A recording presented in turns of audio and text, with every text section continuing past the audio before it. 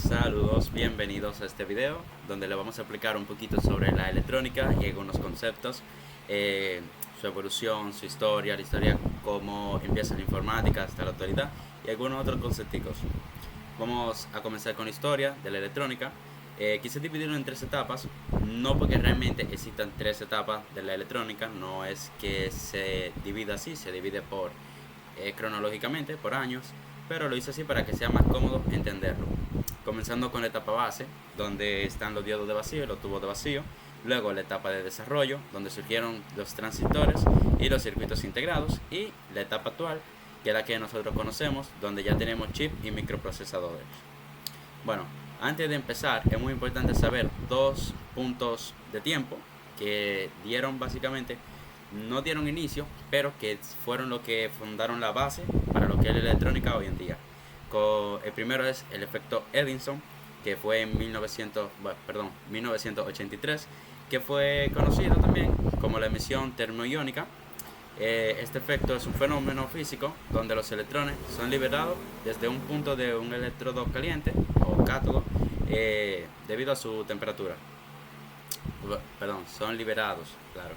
Y el electrón, que fue descubierto como tal por Joseph Job Thomson en 1897, aunque anteriormente los antiguos griegos también habían, no como tal descubierto el electrón, que Thomson lo llamó, por cierto, corpúsculo, por su tamaño, era una partícula muy pequeña, subatómica, entonces le llamó de esa forma, pero los griegos ya sabían que al frotar, se dieron cuenta que al frotar un ámbar, que de ahí viene electrón del griego, pues al frotar un ámbar se crea como una electrostática.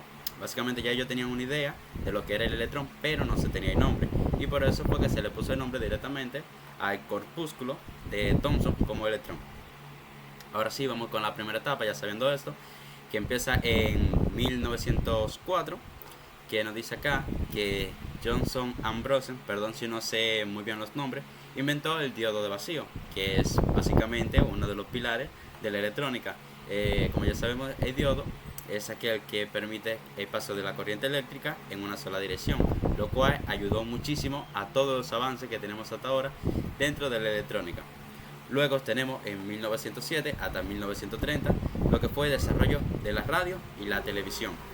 La televisión, sobre todo entre 1925 a 1930 con tubo de vacío. ¿En qué ayudó la electrónica a todo esto? Ya que lo tenemos acá. Bueno, dentro de parte de desarrollo de la radio, se utilizaron ondas electromagnéticas. Bueno, se utilizó para poder captar esa onda electromagnética. Y aunque es cierto que no fue en 1907 donde se empezaron a comercializar las radios, fue por ahí de 1907 que se empezaron a publicar, que se publicó la primera radio y se hizo una demostración. Lo mismo pasó con la televisión, que fue demostrada antes de ser comercializada en una feria, y ya después de ahí fue que se siguió con su desarrollo hasta lo que conocemos hoy.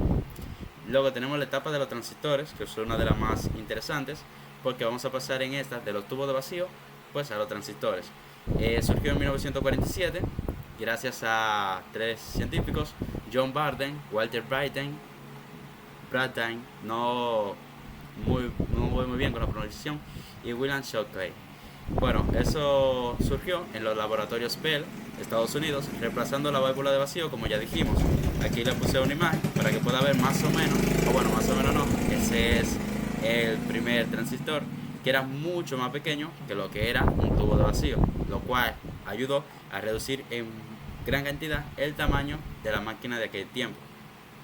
Luego tenemos los circuitos integrados, que pasaron solamente 11 años después. Vamos a ver que cada salto de tiempo cada vez es menor, donde Jack Kilby creó el primer prototipo de un circuito integrado utilizando una placa de germanio, donde se montó un transistor junto a otro componente. Aquí le puse la imagen de una representación.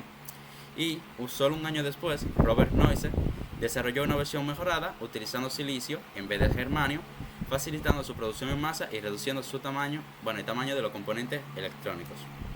Luego tenemos la etapa actual, que es la que conocemos, empezando desde 1970 hasta la actualidad. En esta etapa lo que se ha estado buscando es la miniaturización extrema de los componentes. Esto surgió gracias al primer microprocesador de Intel, que fue el Intel 4004, que permitió ya el desarrollo de computadoras personales, smartphone, dispositivo IoT, que se refiere a el Internet de las Cosas, y la nanotecnología.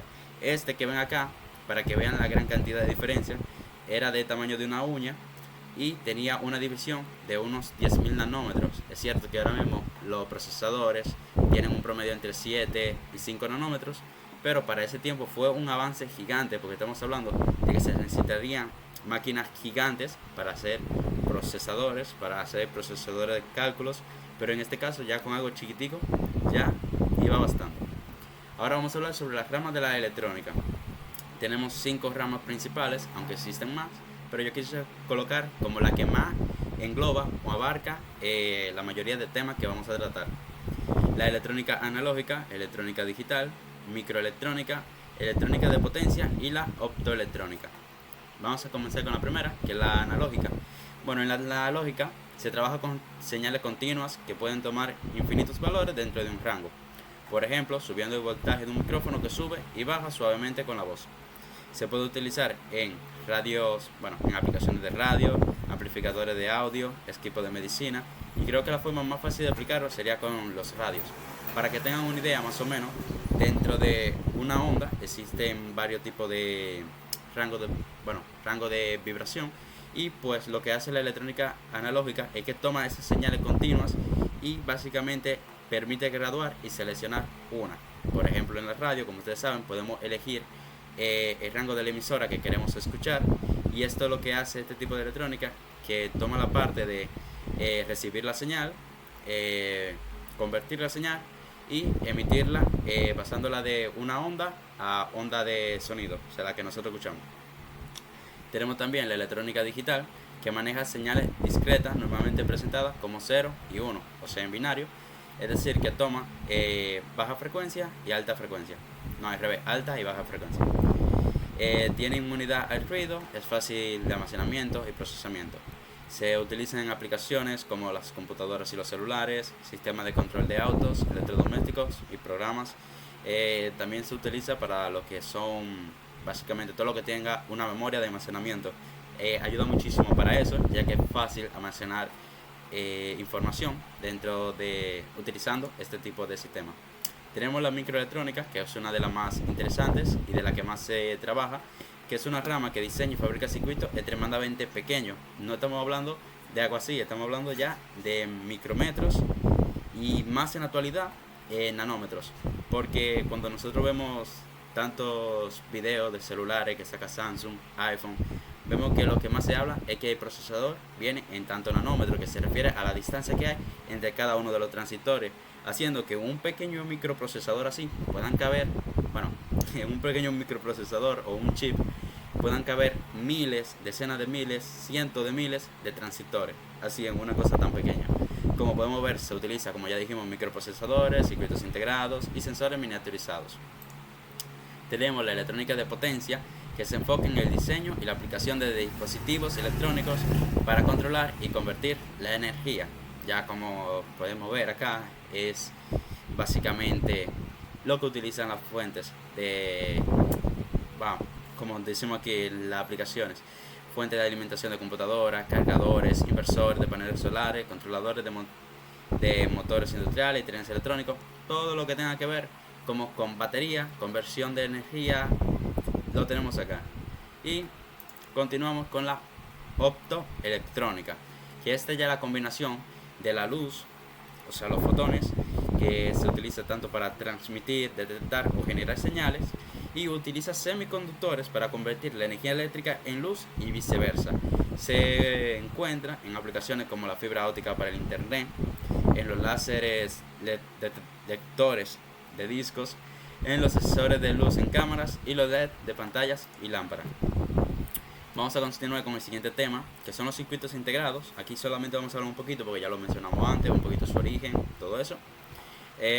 Los circuitos integrados como tal son unos pequeños dispositivos electrónicos que contienen múltiples componentes electrónicos, ya sean transistores, resistencias, condensadores, etcétera, que se encuentran interconectados, todos interconectados en un único sustrato semiconductor. Generalmente se utiliza silicio, sobre todo más en estas épocas, aunque antes también se usaba el germanio, pero ahora lo que más se utiliza es el silicio.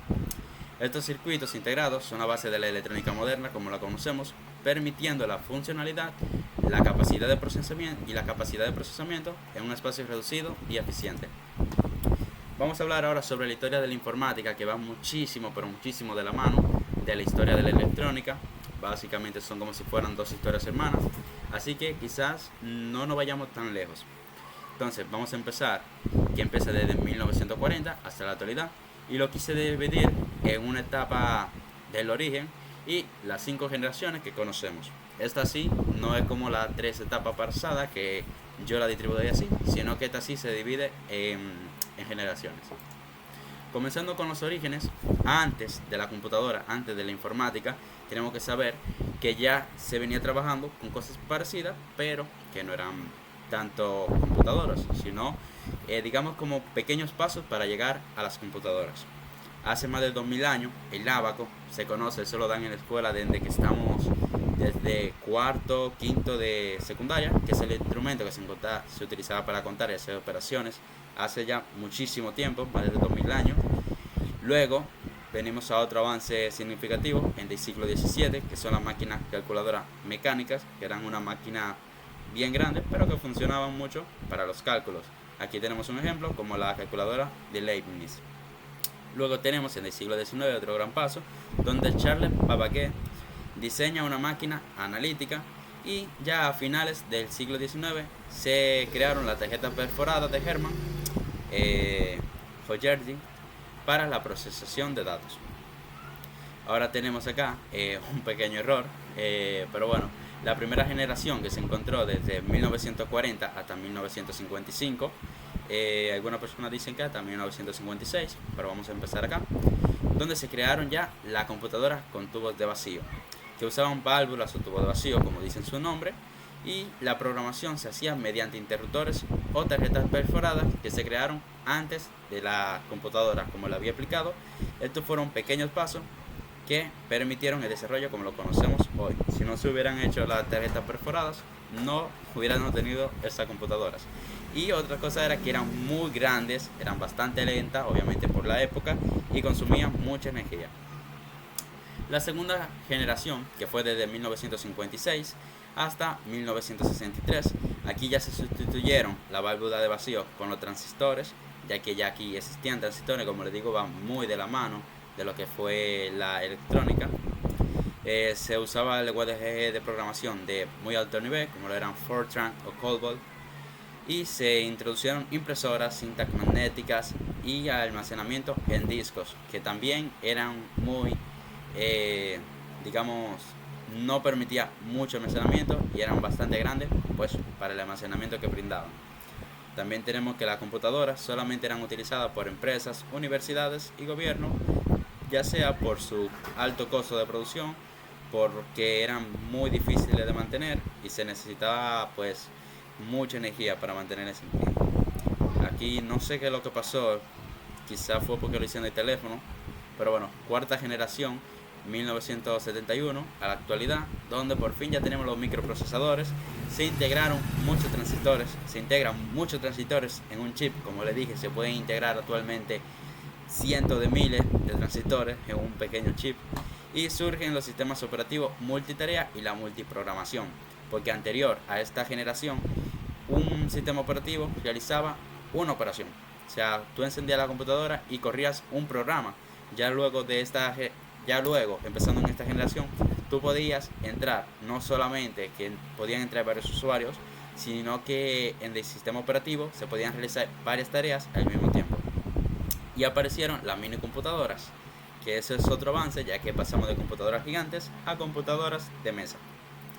Tenemos aquí la quinta generación y la actualidad, básicamente. Algunas personas quieren dividirla entre quinta y sexta, pero básicamente es lo mismo. Si encuentran una información que le dice la sexta, básicamente se refiere a la actualidad. Aquí ya tenemos inteligencia artificial y conectividad global. Aquí ya empezamos con los dispositivos interconectados o el Internet de las cosas, que también lo mencionamos en la historia de la electrónica. Tenemos computadoras cuánticas que se encuentran en desarrollo. Creo que China ya tuvo un gran avance con eso. Las interfaces más naturales. Ahora no solamente es un sistema gigante que hay que saber mucho para conocerlo, sino que ya cualquier persona con tan solo ver un sistema de computadoras, ya sea un programa, intuitivamente lo puede utilizar. También ya tenemos lo que es reconocimiento de voz, visión artificial y asistentes virtuales. Además de que tenemos un uso masivo de lo que son las inteligencias artificiales, la Big Data, el almacenamiento de la nube y la computación móvil. Hasta aquí este video, espero que hayan entendido un poco sobre el tema. Cualquier comentario pueden dejármelo, cualquier crítica constructiva, si me equivoqué en una parte, si creen que faltó algo más al contenido, pueden dejarlo en los comentarios y así con gusto yo lo leeré y podré seguir mejorando. Gracias. Bye bye.